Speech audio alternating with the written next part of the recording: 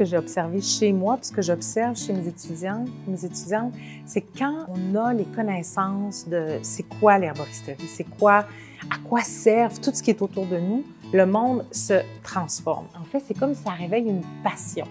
Donc, quand les gens s'initient à l'herboristerie, souvent, c'est qu'ils redécouvrent quelque chose qui était vraiment vivant en eux. Puis, ce que les gens me disent souvent, c'est que quand j'étais petite, je faisais des potions, je mettais de l'herbe.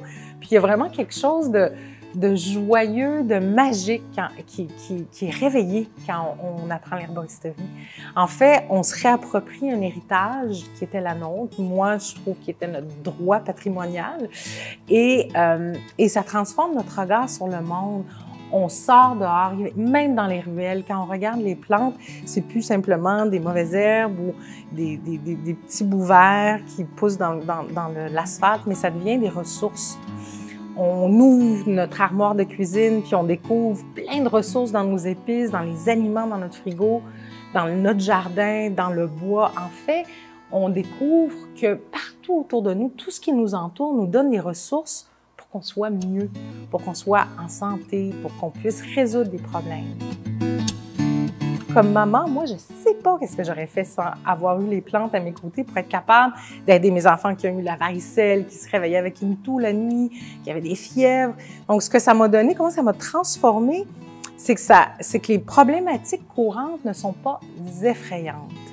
Donc, j'ai des ressources pour être capable de faire face aux petits bobos du quotidien.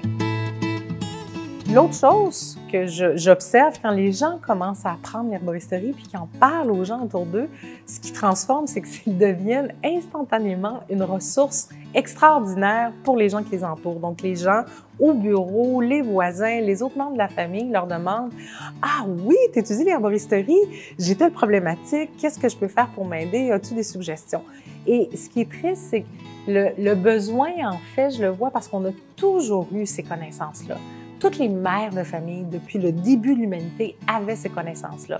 Donc, il y a une soif criante de se les réapproprier. Quand on a ce savoir-là, herboristique, c'est qu'on est tout de suite prêt à le redonner, autant pour notre famille, pour soi, que pour l'ensemble de la communauté. Et c'est fantastique.